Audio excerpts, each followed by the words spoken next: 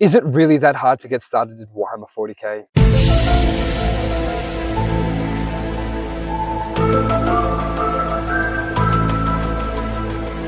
You might be thinking, oh, all I need to do is buy some paints, brushes and some models and I'm good to go. But there's way more that goes into this beloved hobby. Priming, painting techniques like dry brushing, shading, highlights, the list goes on. And I haven't even spoken about the complexity of the gameplay and strategizing so that you can play with the maximum potential of your little soldiers and tanks. No. Wait. When you get into Warhammer, you fit into one of two categories. I want to paint or I want to play. There are, of course, those people that just love playing the game. For example, I've got two friends who got into the hobby at the same time at the start of January this year. And together, they already have a combined total of 7,500 points. To put that into perspective, most people play at 2,000 points.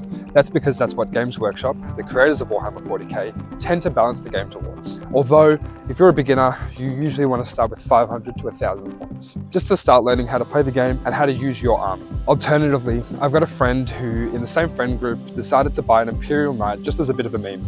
He wanted to paint it as the Bosnian Knight and have it on display. But after building, priming and painting it, he decided that it was actually way more fun than he thought it was. And so when we went down to the local game store the next day, he decided to get another box. He ended up getting 3 more Knights, and with a total of 1,000 points now, he's considering actually playing with us.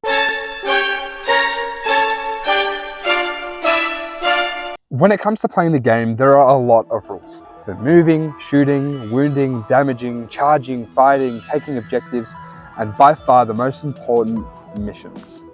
There are both primary and secondary missions, the latter being much more difficult for new players to learn, understand, and achieve. When versing more experienced players, the newbies often lose because they don't have the same understanding of positioning and the secondary objectives, resulting in the experienced player getting way more victory points and ultimately winning the game. There's a Warhammer YouTuber called Paul's Bad at Stuff who makes videos about going to Warhammer tournaments in the UK. And after watching a few of his videos and playing a few games with my friends, I decided to see what we have in Melbourne. When I stumbled across ArcFest, a huge Warhammer tournament spanning 2 days, I signed up for it and began preparing. A few weeks before ArcFest, me and a few of my friends went to the local game store, found out that they had a Warhammer tournament there as well.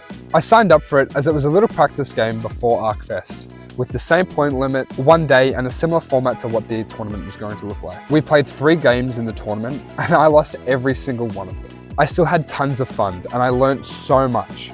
The local game store also does Warhammer Mondays, so I got to play an extra 2 games before ArcFest.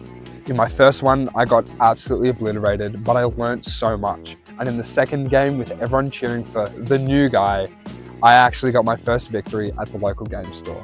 But only winning 1 in 5 games at the local game store made me think that I wasn't going to have any luck in the next tournament.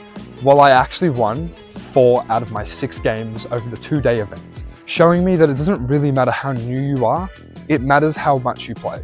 But there were some things that I noticed. The whole event did actually heavily favor returning players. People who had come to this event previously knew things that I had no idea about. For example, every player in the Warhammer 40k tournament was judged on whether or not they bought a display board.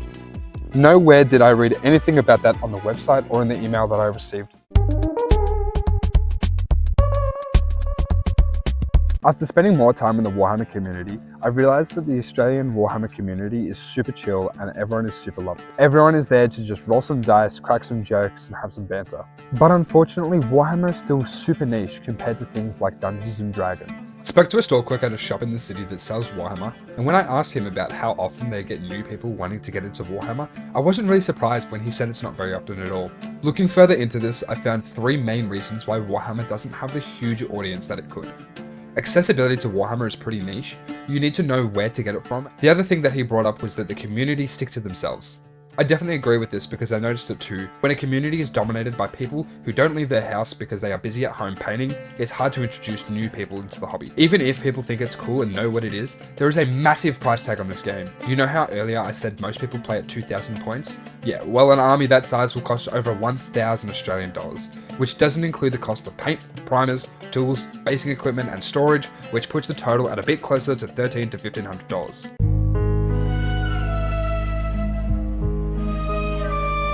It's because of these reasons that Warhammer is so hard to get into, but at the same time it is so worth it. The community is inviting, the building and painting, the gameplay is all really fun, and once you get over the first hump of learning the basics of painting and the game rules, the price tag becomes worth it. Games Workshop are also trying to make it easier for new players with a lot of rule changes in 10th edition, and with the newest edition coming out in June, this might be the best time in recent history to pick up a starter box with a friend.